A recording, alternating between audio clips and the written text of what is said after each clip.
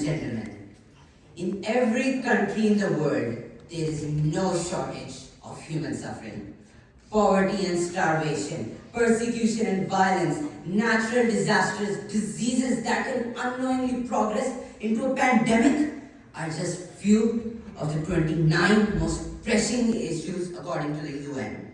In that case, what good is it conducting microgravity experiments when children are starving? Why attempt to take pictures of a black hole when 1.2 billion people are still without power?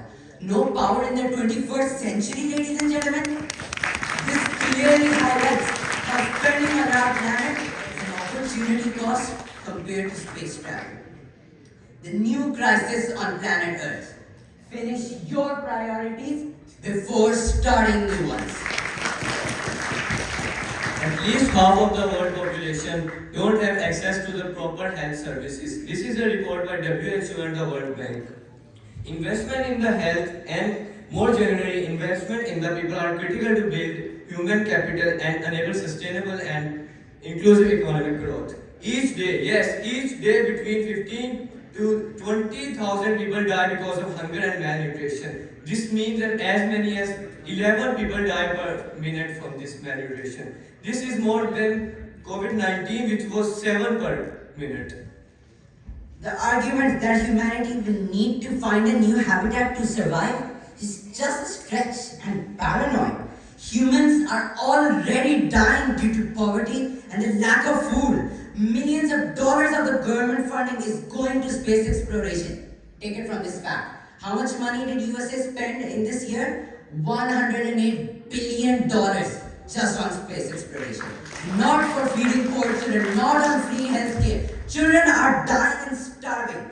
Millions of dollars are wasted. No one is going to argue against the value of knowledge, but there is a greater value in spending more in food supplies than in the certain result of feeding the hungry, whereas certain results are not present in the theory of discovering a sustainable planet. 0.5% of the federal budget goes to NASA, but 0.5% of $4.5 trillion. Yes, the word trillion dollars is a lot of money. This is approximately $23.3 billion to be exact. So much money, and still no little or direct impact on everyday American lives. What is it going to do to us? Okay, for example, we are carrying experimentations on space. How does it affect my daily life? Nothing at all. Sure, space is cool. Yeah, science is fun. But the advancements of science and technology are more important? No. The feeding of children is more important. Parents can't feed their children and probably don't care about some rocks on the Mars. Indeed, it is in our nature to explore the world around us, but these unbearable extremes we experience on Earth will be forever the temperature and the terrain, not the zero gravity. Criticizing George Bush's grand space plans, A.I. Sharton suggested that Bush should try to discover the lower income parts of Washington. It wouldn't cost that much and it would be just as enlightening.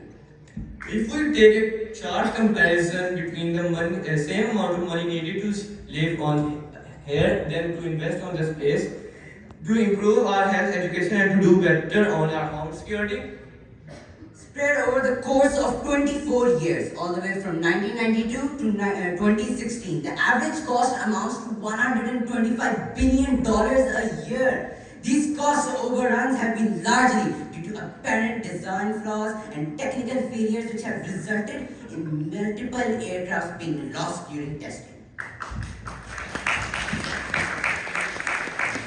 For example, let me give you an example. The Mars Climate Orbiter burned up while entering the atmosphere of Mars because there was some miscommunication or between the coordinates sent to the Mars robot. And how much is cost? $120 million. NASA scientists have also lost contact with another spacecraft that they sent to the Mars. And how much it cost? $165 million. Readers might label me as Luddites who stand in the light of discovery and not act.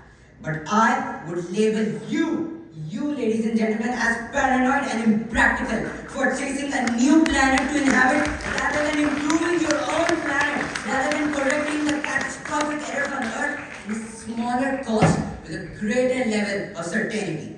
Imagine that you live in a house that you bought with a lot of money and then you just simply don't take care of it.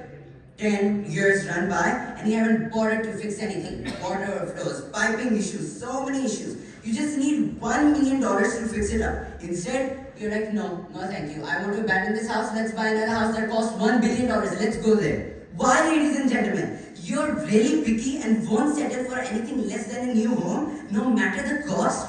This is paranoid. You hire a new real estate agent. He search for you to pick your dream for $1 billion house. And then the potential for the new home you're looking in the perfect neighborhood will cost you billions and trillions of dollars. If some of those trillions are diverted towards solar, wind, or renewable resources, would we not have a rapid decline in carbon emissions? Would we not have a solution to our insatiable need of energy? A continued use of hydrocarbons is foreseen as propellant for the lower stages of rocket vehicles. For the upper stages of hydrogen, propellants may come from petroleum sources. Hydrocarbon lubricants may also require space vehicles because their superior resistance to radiation damage. The same resistance suggests the use of hydrocarbon transfers as heat transfer fluids and plastic elastomeric materials of construction.